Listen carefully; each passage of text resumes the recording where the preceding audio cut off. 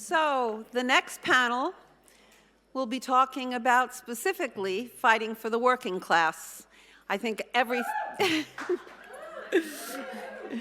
we have Sara Nelson, who's the president of the Association of Flight Attendants. We have Leopold, who's an author and the executive director of the Labor Institute. And Saru Jayaraman, who's president of One Fair Wage. We will be starting with Saru. Come on up. The whole panel can come up.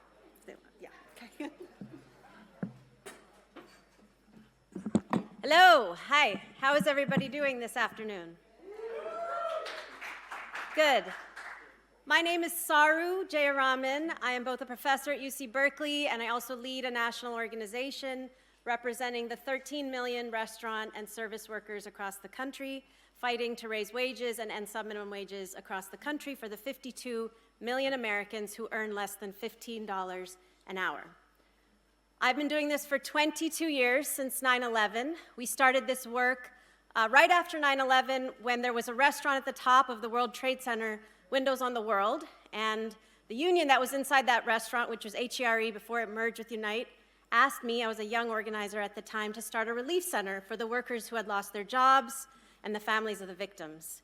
And what started as a relief center post 9/11 grew into a national organization called ROC, the Restaurant Opportunity Center, organizing restaurant workers all over the country. And everywhere we went all over the country, we would ask workers in this industry, what are your top needs and concerns?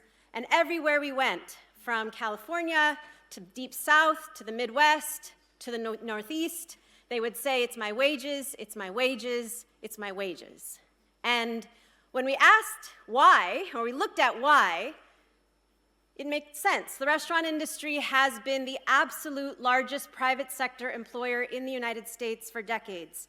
It's 13 million workers. That's nearly 1 in 10 American workers. 1 in 2 Americans has worked in the industry at some point in their lifetime. How many people here ever worked in a restaurant? Look around the room.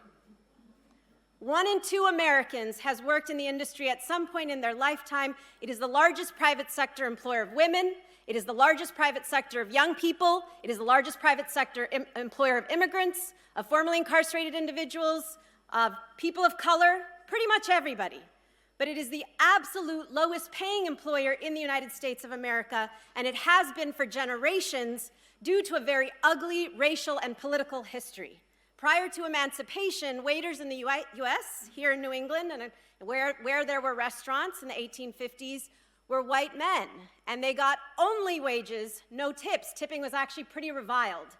Tipping had originated in feudal Europe as something that aristocrats gave to serfs and vassals, but always on top of a wage, never instead of a wage. In fact, if you remember a man named Alexis de Tocqueville, when he came to America and he wrote about how great is American democracy, he said one of the hallmarks of American democracy is they don't tip. They're a democracy.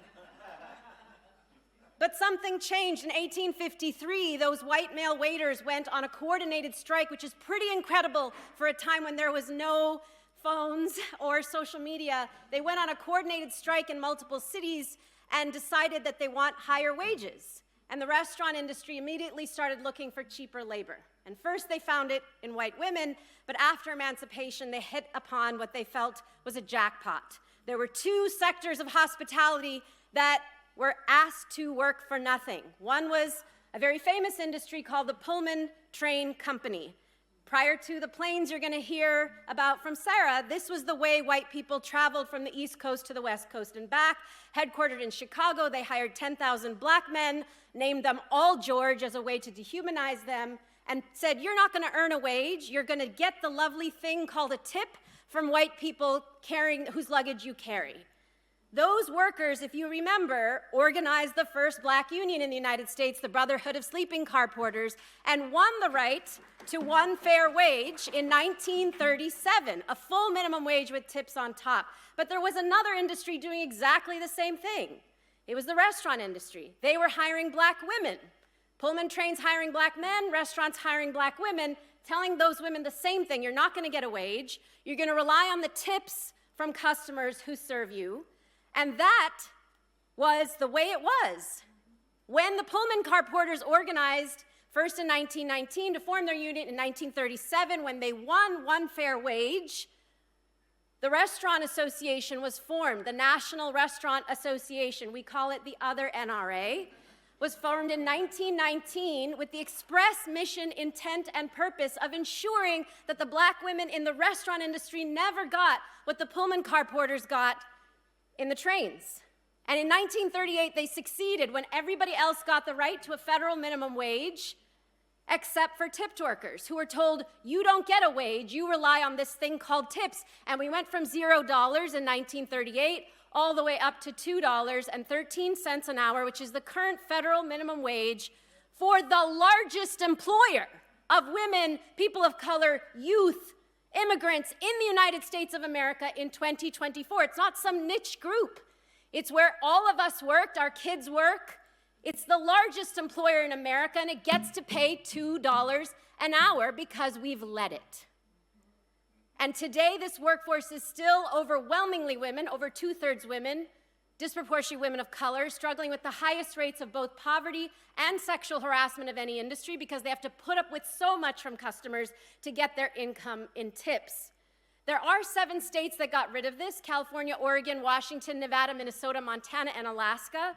But Vermont is one of 43 states that persists with this legacy of slavery, with a shameful wage here, I'm sorry to tell you, of just over $6 an hour here in the great state of Vermont. And in these 43 states, you have a population that is overwhelmingly women, young women, tolerating such high levels of sexual harassment that it ends up impacting their entire lives. One of Senator Sanders' colleagues, Senator Klobuchar, has told me, you know, I've endured sexual harassment even as a legislator, but I did nothing about it because it was never as bad as it was when I was a young woman working in restaurants. And I cannot tell you the number of millions of women I have heard that same story from, because our industry sets the standard for what is normal, legal, ethical, acceptable for young women for their entire lives, because it is so bad in the restaurant industry. And with the pandemic, it got so much worse. With the pandemic, 6 million restaurant workers lost their jobs. We started a relief fund, unexpectedly raised $24 million. It all went out the door to 300,000 workers who came to us for relief.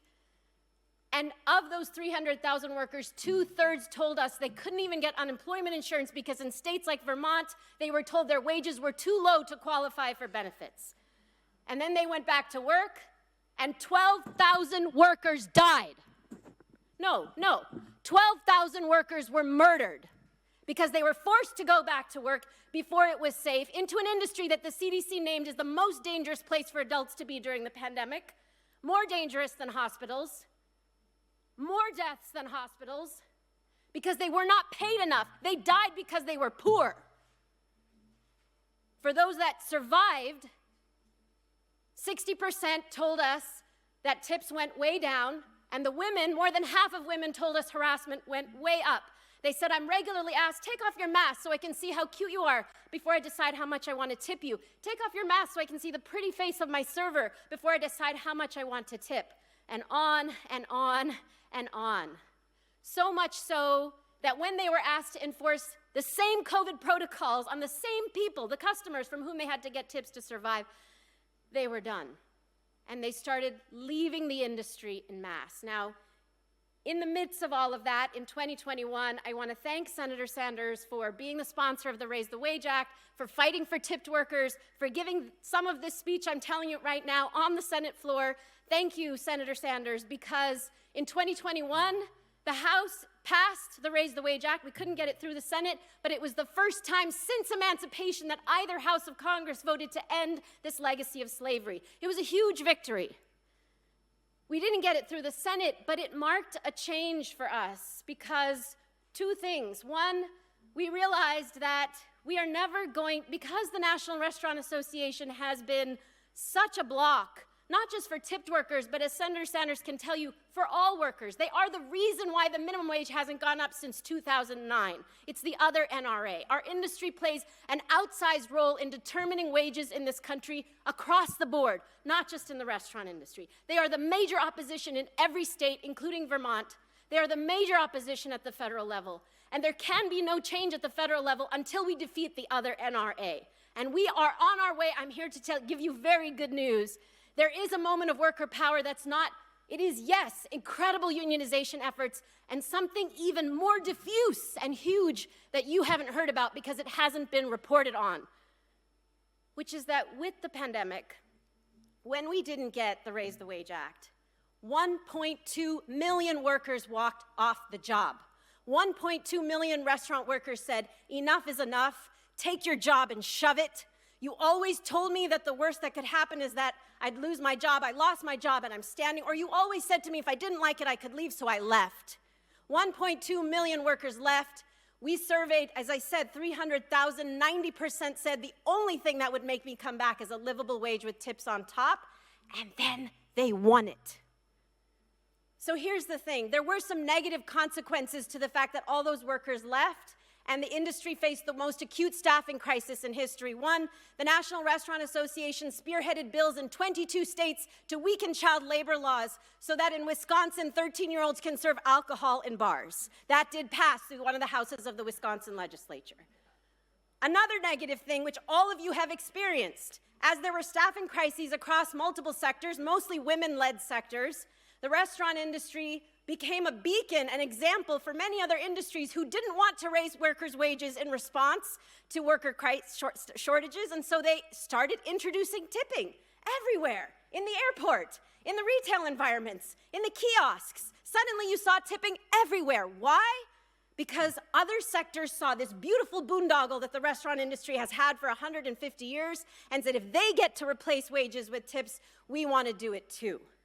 And so as long as we allow the other NRA to continue with what they're doing, every sector is going to want to have tipping. Every sector is going to want to have a $2 wage. Who wouldn't? If the largest sector gets to do it, why can't every other sector? But here's the thing.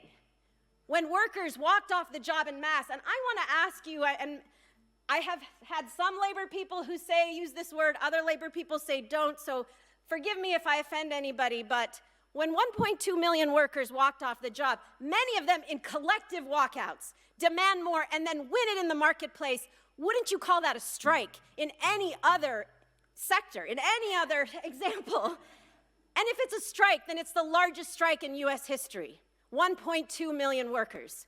We tracked thousands of restaurants all over the country that were forced to raise wages to recruit and retain staff. In some cases, we saw 1,000% wage increases. In Dallas, Texas, restaurants paying $2, now forced to pay $25. In Cape Cod, in Massachusetts, they were allowed to pay $5, they were paying $50, because who the hell can live and work in Cape Cod for $5 an hour? So huge wage increases, and we realized in 2022, we are on the cusp of an incredibly historic moment, and we decided it was time to go huge. We launched something called 25 by 250, where we're moving bills and ballot measures in 25 states, half the country, to beat the NRA, raise the overall wage closer to the cost of living, and end all sub-minimum wages, not just for tipped workers, but workers with disabilities and youth, and incarcerated workers, another legacy of slavery, and gig workers, and everybody, and that is what we are fighting for now. We have bills and ballot measures moving this year in 12 states, and we are on the ballot with huge overall wage increases in Michigan, on the ballot this November, Ohio, on the ballot this November, Arizona, on the ballot this November, Massachusetts, on the ballot this November. We have a big piece of legislation moving in Illinois. This year alone, with 5 states, we are going to raise 3.5 million workers' wages, because guess what? When minimum wage is on the ballot, it never, ever fails. Ever, because I know there were so many panels today that said this is the most important issue, this is the most important issue, this is the most important issue. We don't have to compete. We don't have to compete. But I will tell you, for communities of color that I represent and for young workers that I represent, there is no competition. The economy, cost of living, and jobs with living wages, by far, every poll of young people, every poll of people of color, right now there's an affordability crisis. It's two sides of the same coin. We don't have to compete. The cost of housing is one side, and the ability to pay for it and everything else is the other side. And if we do not raise people's wages closer to where they can afford to live, We are going to see increasing numbers of what I'm experiencing in the restaurant industry, which is I am seeing literally an 1,000% increase in restaurant workers living in their car. I live in San Francisco. I cannot tell you the number of workers I know who live in their car during the week in San Francisco and live in Tracy and Stockton, an hour and a half away, to commute. They live during the week in the city and on weekends outside of the city.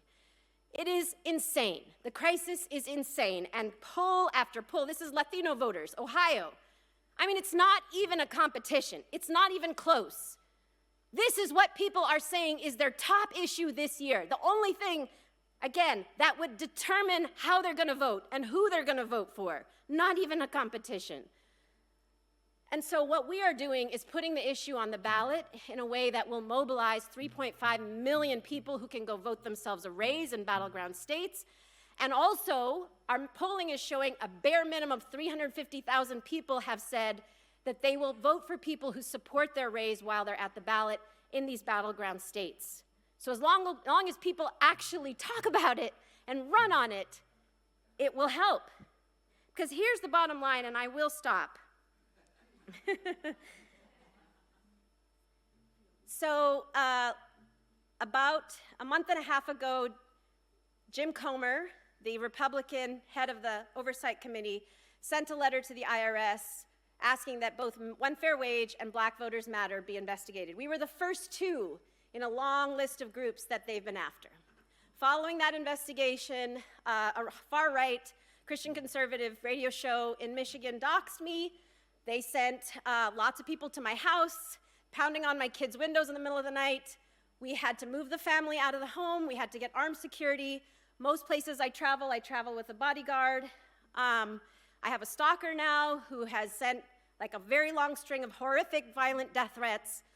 And I have to ask you, do I look that threatening? I'm 5'2.5". I'm not that threatening as a person. But clearly there's something incredibly threatening about what we're doing if they have to scare us and my family and our organization in this way. And I'll tell you what it is. On the one hand, it is that we are about to win historic wage increases for millions of people this year and end a legacy of slavery that is the raison d'etre for one of the largest trade corporate lobbies in the country, the National Restaurant Association, that is going to lead to Senator Sanders being able to pass, finally, a living wage for all in Congress. And the other thing that's incredibly threatening is that we are actually going to change democracy. I know I am biased, but I'm representing 52 million Americans who work 2 and 3 jobs, and this is why it's not a competition with all of our issues, because if these folks can work 1 job instead of 2 or 3, they would have the time and capacity to work on healthcare and climate change and everything else everybody in this room cares deeply about. I have a population that is ready to work on those things, but doesn't have the capacity to do it. I've asked them, what would you work on if you could only work 1 job? They've said climate change. They've said public education. They've said, I would do so much, but I barely have time to survive right now. I just have to get from job to job. I never see my children. If I have children, more and more young minimum wage workers are deciding not to have kids. It is a tragic situation, and there's both a threat, but when somebody is so threatened by you, when the opposition is so threatened by you, you have to ask, what is the opportunity? The opportunity is this November to have 3.5 million workers get a raise and then turn around and work on all of the issues everybody else cares about in the room. Thank you.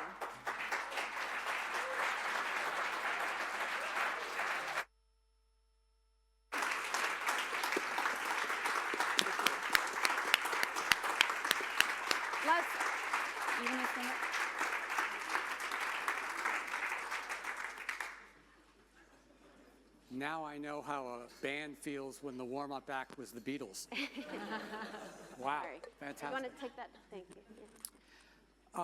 My name's Les Leopold. I'm the director of the Labor Institute. I've got a new book out called Wall Street's War on Workers. And I'm already being pulled off the stage. We've heard a lot of stuff in the last 24 hours. I've heard how the public used to be 70+% environmentalists, and now it's down to 38%. I've heard Senator Sanders say how workers' wages are like $50 below in buying power than it was in the 1970s. I've heard how the oil industry is ripping us off and has been for years and years. We've heard how child labor law bills are trying to be passed right now. We've heard incredible stories about health care. We don't have a single payer, and we don't have affordable housing. Why? Well, answer number one, of course, is Bernie Sanders is not president. That's the first thing. But I want to bring some perspective to the why question. And I think part of the answer is that we are losing the working class, not necessarily the ones that you're representing, but overall, especially white working people. Let me give you an example. Mingo County, West Virginia, 95% white. It's the home of the first big organizing drives of the United Mine Workers. The coal wars took place in Mingo County. It's only 25,000 people. It became an occupied zone where state and federal troops came in to stop the bloodshed and sided, of course, with the employers.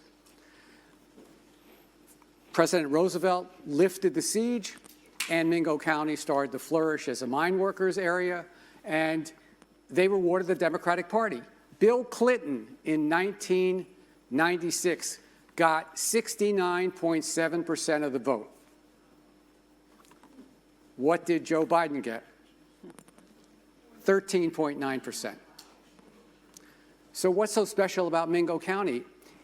That little county lost the most coal jobs of any county in the country. It went from 3,300 jobs to 300 jobs, coal jobs, in a population of 25,000. Okay, so what happened? What did we do? I won't blame one particular party, but what was done? Where were the programs to help these workers who would sacrifice life and limb to build this country? Well, we left it to free enterprise. And here's what free enterprise did. Two small drugstores started to compete with each other to put out opioid prescriptions. They found doctors that would, about an hour away, that would sign them. They were putting out one opioid prescription per minute.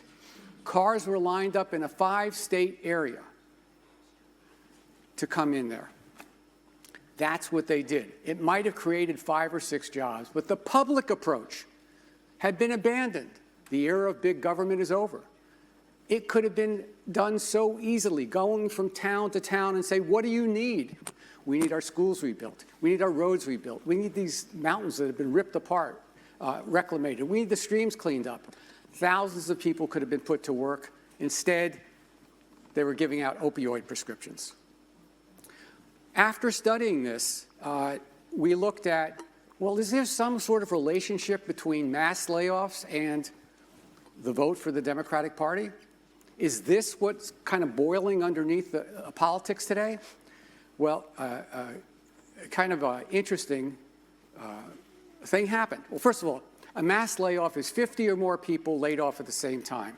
How many people here have gone through a mass layoff? When I ask a room full of steelworkers, I'm a member of the steelworkers, we do a lot of training with the steelworkers, 80% of the room raises their hands. When I ask how many people went through 2, it's about 20%. There have been 30 million mass layoffs since 1996. There's a database that runs from 1996 to 2012, and then the Obama administration shut it down during their austerity drive, that collects information by county of mass layoffs. So we investigated the blue wall states, Pennsylvania, Wisconsin, Michigan. We looked at the counties, and we found that the counties that were whiter, poorer, and had less education had the highest mass layoff rates. We found 112 of those counties. They averaged 33% mass layoff rate during that period. A third of the people went through a mass layoff. Their Democratic vote went down. The counties that had fewer mass layoffs, the Democratic vote went up. All right, so I was making the claim in this book that mass layoffs are a key to politics. Doing something about it is a key to politics. But the pushback is, whoa, wait a second. What about those people being deplorables? There's a whole cottage industry about writing about how racist, sexist, xenophobic these people are, right? There's a new book called White Rural Rage. Don't read it, it's terrible. It's my competition, but it really is terrible. I was forced to investigate that. We found 23 questions in these long-term voter survey polls. Where hundreds of thousands of people answered these questions. 23 of them on hot-button social issues. And you know what we found? Also, we then cut the pie down so it was white working-class people, the villains. They said they were white, they're in the bottom two-thirds of the income distribution, and they don't have a four-year college degree. That's our definition. We found in no case have they become more illiberal.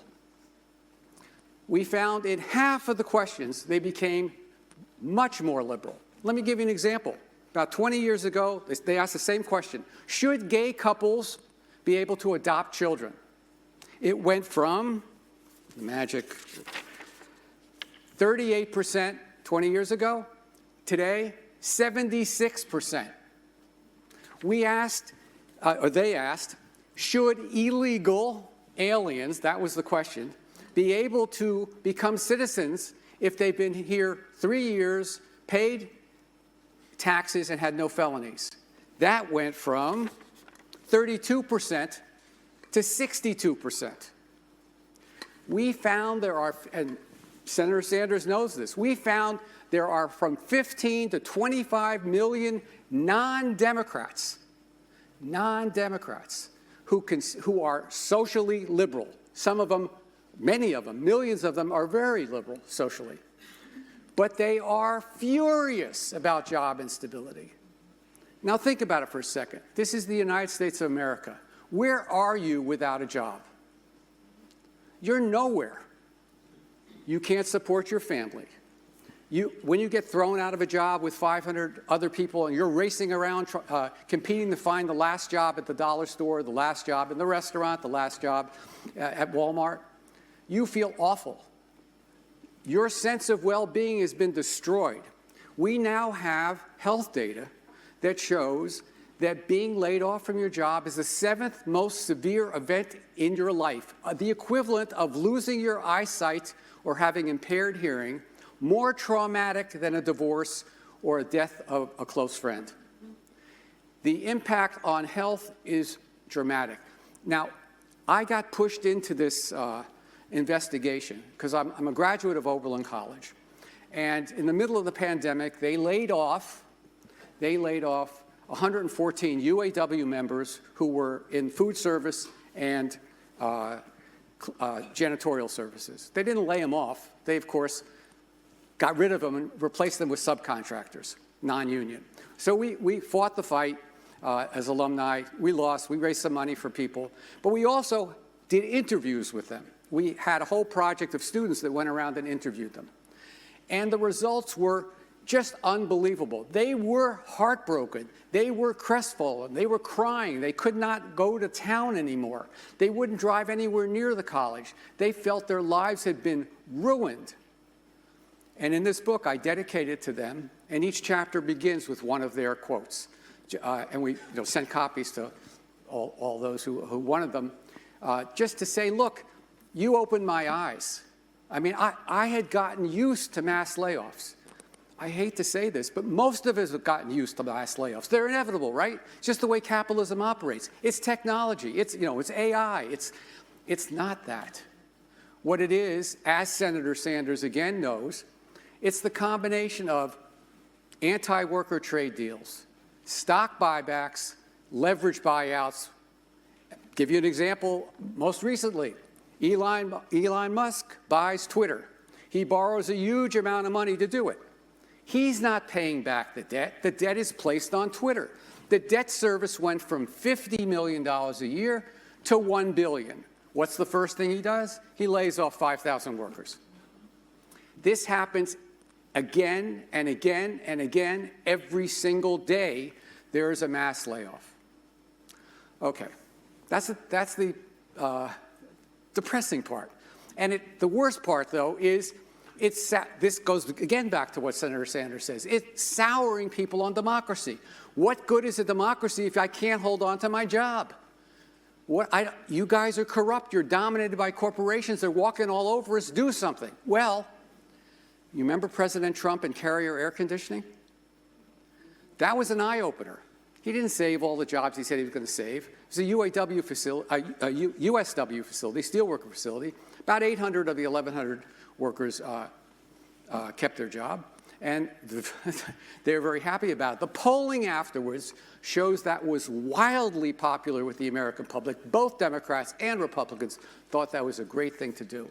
They interviewed the president of United Technology, which owns Carrier, and they asked him, why did you go along with this? And he said, I was born at night, but not last night. We get 10% of our revenue from the federal government, and we know defense spending is going to go up. So they knew if you're going to play ball with the federal government, don't lay off these workers. At least don't do it in a compulsory way. Maybe you can do it in a non-compulsory way. Let me go to one more. It's a big day for you, Senator Sanders. Let me go to another one. Senator Sanders gave a beautiful speech about a Siemens plant that was going to go under in Iowa, I believe it was.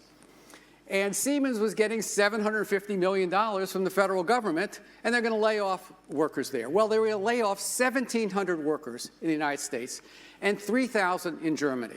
Here's what happened. All 1,700 in the United States got laid off because Sanders wasn't elected president, couldn't stop it. In Germany, they have co-determination. Half the seats on the board are workers. And the union, and we got a chance to interview one of the leaders of that union. What they did was they kept negotiating, researching, negotiating. And Siemens, a global corporation that has to deal with prices on the world market, agreed to, catch this, no compulsory layoffs. They would do buyout packages, and it was voluntary whether someone accepted it. On top of that, there were 6 plants that were going to go down in small towns. All of them stayed open. They put a different product in those plants. If that happened in the United States, people would think they died and went to heaven. Both the people in the town. Instead, the plant's gone. All those, there was 8, 10 plants in the United States, they're all gone. So what do we do about this? We have to do, so my book had these 2 revelations, one about mass layoffs, one about deplorables. The third thing that's been going on is I've been having a conversation in my head with Sarah Nelson and Senator Sanders.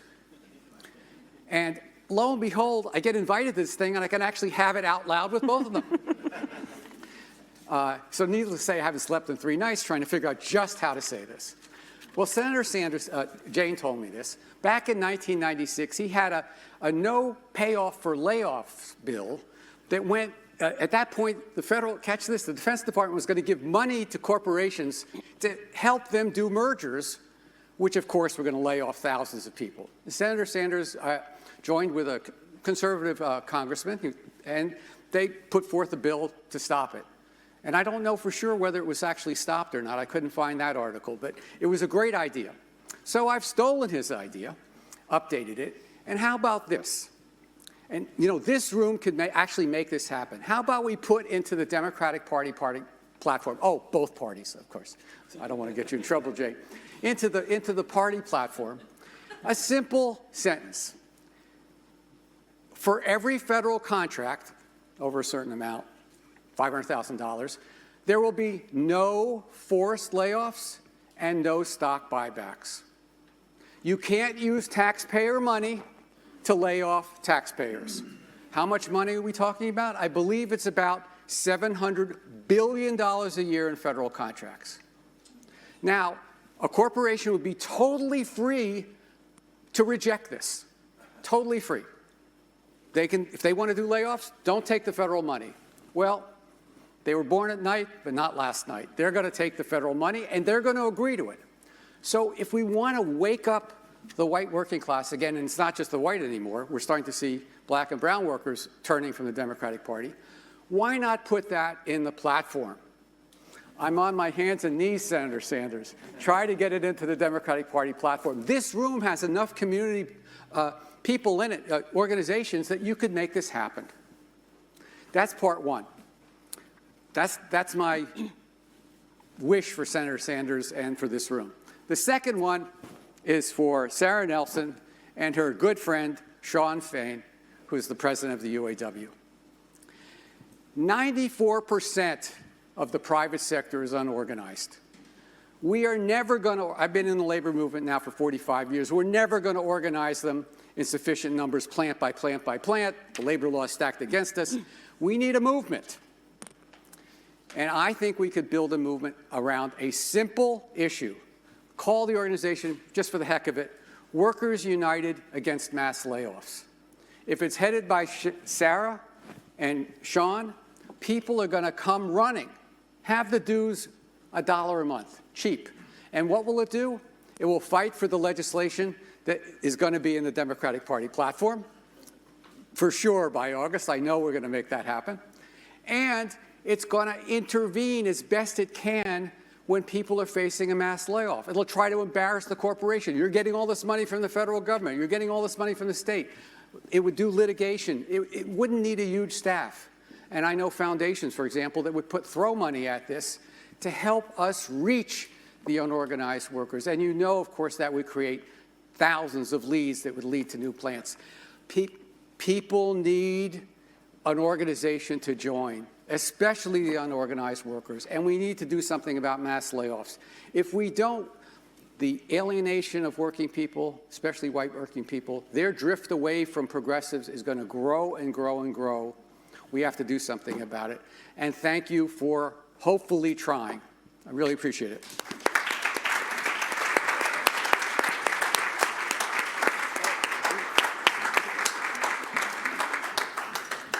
Okay, my name is Sara Nelson. I'm the president of the Association of Flight Attendants, and I'm standing between you and ice cream. That's not a good place to be.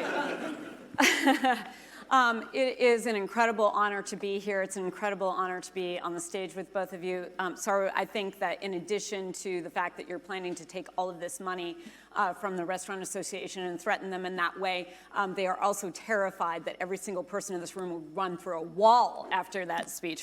So. My pronouns are she, her.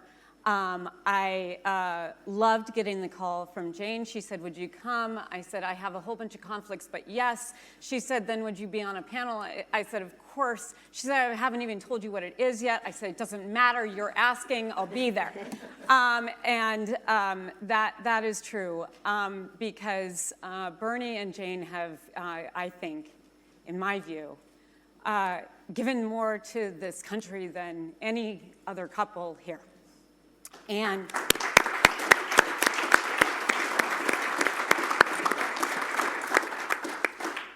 so we have our organizer-in-chief. And in 2015, I was, well, let me just start here, first of all. We're talking, this panel is about fighting for the working class. And a lot of times people get a little screwed up about what that means. Who's fighting for the working class? Is it unions? Is it politicians? Is it the workers themselves? Let's be really clear. Let's not divide ourselves further from a corporate class who has been trying to divide us since the beginning of time to extract all of our money and all of our time, and be very clear that the labor movement is the entire working class. It is not just people who currently have a union card. Right. That's right. That's right. Thank you. Thank you. So my union is a union that was built by women in 1945. It is still run by women. I think it's the only union in the country where that is true. And it was really important to us to have our craft union because it was about fighting sexism. It was about getting our issues to the table and having self-determination about what was important to us at the table. We had to fight through incredible discrimination in order to turn the job into a career. But I also know, as today is 20 years since my dad passed, in the middle of the United Airlines bankruptcy, and 10 years since I became president of our union. Being here in Burlington, Vermont with all of you and at the invitation of Jane feels like an incredible hug from the universe on this day. But I think about what was happening during that time and what my education was about capitalism unchecked. And it's interesting that it intersects with Saru's history as well. Because on September 11th, 2001, I had been a 5-year flight attendant who had started this job without any understanding of what being a union member meant, without any understanding of how our economy really worked, other than the fact that when I got there, I had the rest of my flying partners tell me that we had been on strike 11 years earlier. As far as they were concerned, it had been the day before. They were still carrying scab lists, making it very clear who was on which side and what kind of decisions people had made and what the consequences were for making those decisions. And I got a real education in how to take care of each other and what to expect from each other. But also my first day on the job, a flight attendant of 35 years. This is in 1996, so she's been flying for 35 years. Her voice was raspy because we'd only just beat big tobacco and gotten smoking out of our workplace. And so she had served all those years with secondhand smoke, but she said, listen, management thinks of us as their wives or their mistresses, and in either case, they hold us in contempt. Woo, that was a lot at 23, fresh out of company training. But then she said, your only place of worth is with your fellow flying partners. And if we stick together, there's nothing we can't accomplish. And that idea of solidarity was really exciting to me. And I got involved in our union, and I actually was a very dissident voice in the union because I didn't think we were doing enough to push harder on the company and get what we deserved. But then along 5 years later comes September 11th. And Flight 175, and it's the flight you can picture flying into the South Tower of the World Trade Center because all the cameras were trained on that site because American Flight 11 had flown in 17 minutes earlier. And so I know the exact moment that my friends, Amy, Michael, and another Amy, Catherine, Robert, Alicia, Al, Marianne, and Jesus died. And I know what it was like to go to that crisis room at Logan Airport and see their pictures and try to figure out how we were going to do without them, but also how we were going to face together what was coming at us. Practically overnight, mass layoffs, 100,000 people laid off, essentially overnight in the airline industry. And what we didn't know, and when we were pulling together and people were talking about patriotism in this country as pulling together and being anti-Arab, anti-Muslim, anti-Islamic, that what we didn't know was that crisis capitalists started planning in that very moment while we were grieving how to change the market value of a flight attendant, of a pilot, of a mechanic, of a gate agent, of any ground service handler, of how to contract out work, of how to define work differently because it has a different business model, because there's a different employer making the decision. They were planning that just like they had planned it in every other industry, where we used to have a huge hub in Pittsburgh, but after the steel factories left, 4,000 flight attendants lost their jobs in Pittsburgh and had to go somewhere else. That had already happened, but they had planned on now tackling those union contracts in aviation that had kept up a certain standard for the world. And they did. Through those bankruptcies, they took pay, they took our pensions, they took our time. People agreed to give more time on the job because they couldn't pay their bills because they were no longer making enough money. So they said, of course we'll work more. And so they took away the work rules that we had bargained. In 1945, when we organized and we put our demands on the table as flight attendants for the first time, stewardesses, we got 4 things of consequence in that contract. We got a double-digit raise, We got a cap on the number of hours that we could work. We got a seniority list so that schedulers could no longer try to ask us for sexual favors in return for our schedules. And the basis to fight every other discrimination issue on the job.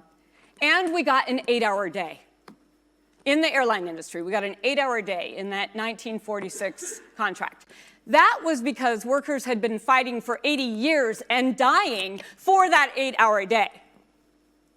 And the next year, Taft-Hartley was passed after we were trying to define, and FDR had defined in 1944, the Economic Bill of Rights for this country that we have not been willing to talk about until Bernie Sanders stood at the podium and said he was running for president.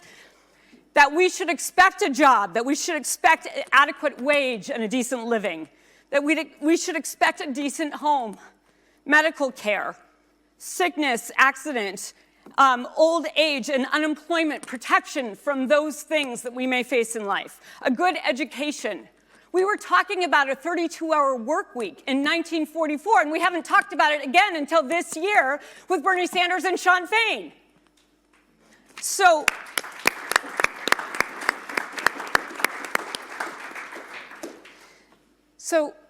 we have a lot of work to do, but we have work to do to take on capitalism because we have to be very clear that capitalism is never, ever going to be for any of these things. There is no competitive world in which they want to fight to make sure that a company is providing the best jobs, that a company is providing the best health care, that a company is providing the best job security. Only because of the issues that have been put forward since, and I think about this moment in 2015 when Bernie gathered the unions together and made the pitch for running for president. And I remember being in the room, and he concluded his whole presentation with, "And if all of you come with me, we can do this." And I remember in 2015, I was a little more naive. And I was there in the front of the room, and I was ready to run through a wall then. And I leaped up and I said, "Yes! So are we doing this?" And I turned around and there was silence.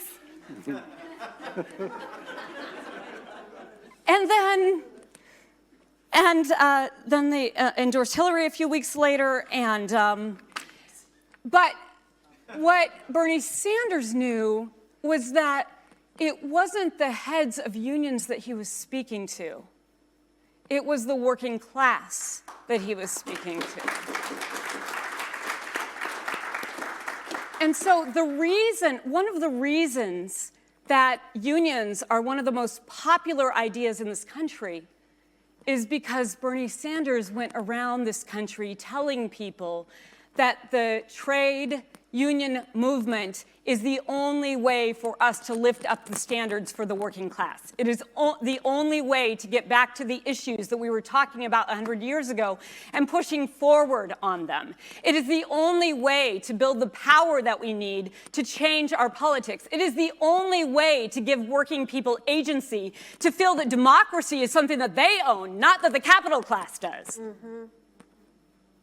And so we have seen the incredible benefit of Bernie Sanders' attempt to run for president, and he is our organizer-in-chief. And just recently, Breeze Airways flight attendants, a startup airline by David Neeleman, who also started JetBlue and many other airlines, it's going to continue to grow, and it's giving service to communities, actually, that have not been served, and mostly in the South.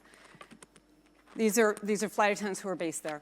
We just won this election by 76%, and one of the flight attendant organizers said, "I was actually at the rally where the bird landed on the podium in Portland, Oregon."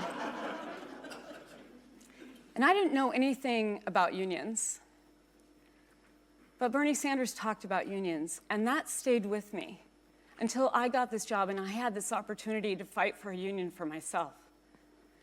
There are so many working people out there who today are building the labor movement from the ground up because these ideas were given to people. Mother Jones said over 100 years ago, she said, the capitalists say there is no need of labor organizing, except the fact that they themselves are continually organizing shows us their real beliefs. The capitalists want the most amount of labor for the least amount of money, including slavery. And labor wants the most amount of money for the least amount of labor. We have to be proud of that, by the way. Innovation and productivity and advancements in technology should be put in the workers' pockets as much as the corporate elite. If you would only understand that you hold the solution to the whole problem in your hand. If, for example, every worker were to simply hold up and stop working, the capitalists would yield to any and all demands because the world could simply not go on. Now, Mother Jones was talking about a general strike. She was talking about the idea that Sean Fain has put forward, where workers will line up their contracts for May 1st, 2028. And I want to be really clear that we need to plan for that general strike. We need to plan for that uprising. But the importance of this is helping people understand that working people have the power. They have all of the power in the world. They actually have all of the creativity and ingenuity and all of the ability to create the changes that we need. We talked about getting a vaccine in a very short time earlier.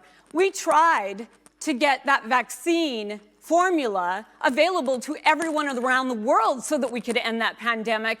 And the for-profit prescription drug companies fought us like hell because they want to retain control, and they don't care if people die. They don't care if people suffer. We are the ones who care. So the working class has to have the ability to have power, and that is only through our unions. The labor movement is for all working people, but if we don't build our institutions, lasting institutions where we can exercise that power, we're going to miss this moment. We're going to miss the opportunity to get all of the things in that economic Bill of Rights that were listed, including addressing the existential crisis of climate change in a way that builds up a new economy that is for all of us.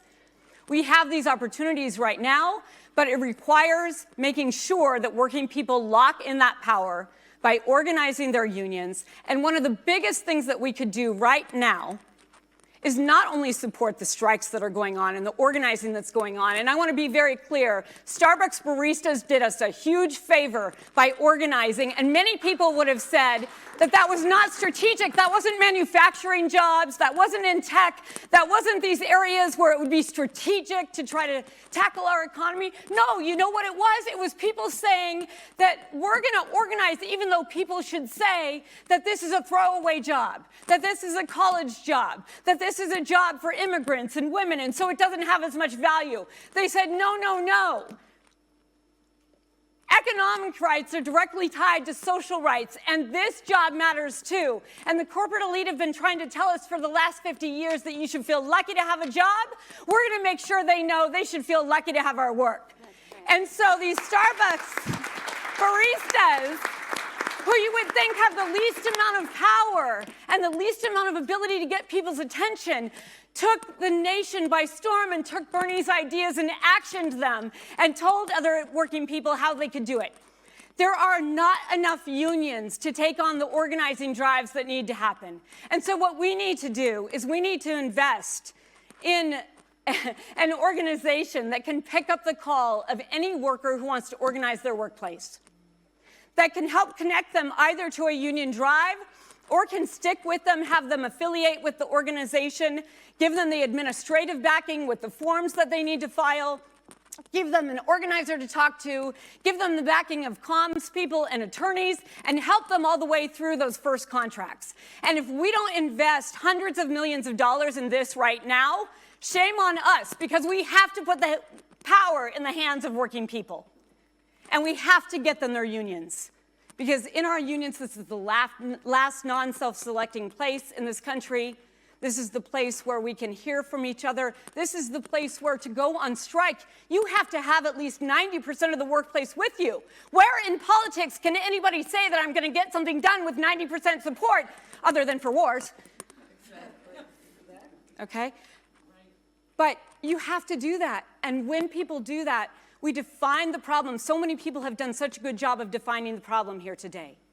We set the demands by asking people, and walk into any union hall or any workplace, and people can tell you exactly what they want. And it's the same for everyone. I want a living wage to be able to take care of my family.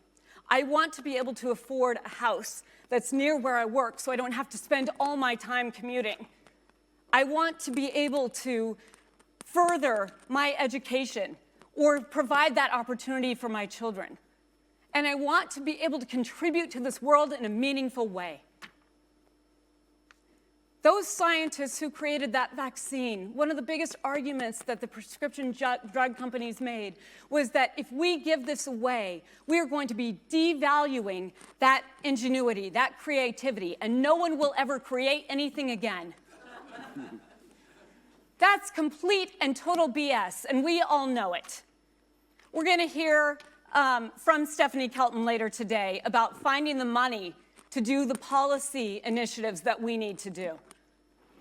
And the money is there. It's simply a policy decision. But we can only do this if we understand that we're going to put the power in the hands of working people. We're going to attack capital where it is. The only person that Elon Musk has to listen to is a group of workers who organize in his shops. And even on that rocket that he built to go into outer space and leave the rest of us on a burning Earth, there were flight attendants who were contacting us to get organized. So that's what we're going to do. Thank you.